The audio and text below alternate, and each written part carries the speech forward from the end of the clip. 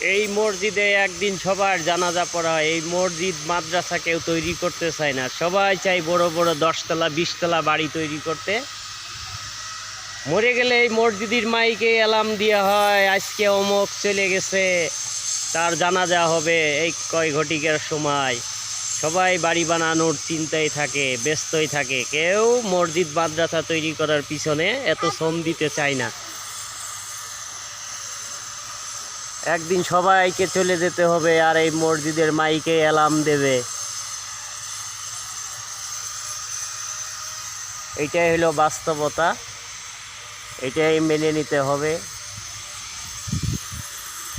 এই পৃথিবীতে বহুত টাকা আলা মানুষ আছে, খালি বাড়ি বানানোর চিন্তাই থাকে, মসজিদ মাদ্রাসা করার চিন্তা কারোর ভিতরে থাকে না। এই মসজিদের মাইকে একদিন অ্যালার্ম হবে। লাইক শেয়ার আপনাদের হাতে। সৃষ্টিকর্তা আল্লাহ একজনই, সবাইকে চলে যেতে হবে। কেউ এই পৃথিবীতে চিরস্থায়ী না, কেউ থাকতে পারবে না।